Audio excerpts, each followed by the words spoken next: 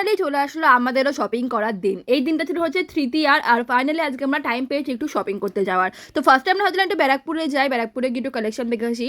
Mainly আমাদের তো ইচ্ছা ছিল হলে কি নিউ মার্কেটে যাওয়ার, বাট সেদিন তার আগের দিনই যেরকম বৃষ্টি আর বন্যা কলকাতায় নামলো, পুরো প্ল্যানে আমাদের পানি ছিড়কে গেল। আর আমরা তাই জন্য চলে গেলাম জুডিওতে ব্যারাকপুরের। আর ওখানে কালেকশন একটুকু আমার ভালো লাগেনি।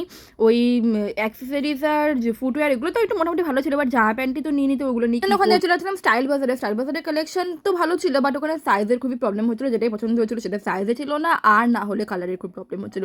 তাই জন্য আমরা চলে আসলাম আবার কাঁচরাপাড়াতে। কাঁচরাপাড়াতে স্টাইল বাজারে ওখান থেকে মানে ব্যারাকপুরের থেকে অনেক ভালো কালেকশন ছিল। তো ওখান থেকে বোনের জন্য মোটামুটি অনেকগুলো রেখে শপিং করে নিয়ে। আর কাঁচরাপাড়াতেও তো নতুন একটা জুডিও হয়েছে, ভাবছিলাম ওখানে একটু যাই, ওখানে কালেকশনটাও দেখে আসি। বাট তার আগে রাস্তায় বেরিয়ে খেয়ে নিলাম একটু ফুচকা, আর তারপর আমরা চলে গেলাম জুডিওতে। এখানে কালেকশন তো অনেক ভালো ছিল, এখান থেকে আমি বেশ কিছু শপিং করে নিয়েছিলাম। আর তারপর কাঁচরাপাড়ায় একটা দোকান আছে, সেখান থেকে আমরা প্রতিবার ওই স্যুট কুর্তি এগুলো কেনে, আমরাও এক দুবার কিনেছি। তো ওখানে গেছিলাম, বাট এখানে আমার এখানের কালেকশন সেরকম পছন্দ হয়নি।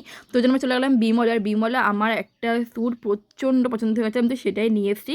আর দেন আমরা আবার যাই স্টাইল বাজারে, কারণ এখান থেকে বোনের কিছু স্যুট নেওয়ার ছিল, আর তার সাথে অনেক কিছু আরও শপিং করেছিলাম। দিয়ে এই ব্যাগটা ফ্রি পেয়েছি, মানে ফ্রি রেটের জন্য 300 পে করতে হয়েছিল আমাদের, এটা রিয়েল প্রাইস ছিল 1500। আর তারপর আমরা চলে যাই আবার স্টেশনে, কারণ এবার আমরা যাবো বাড়িতে।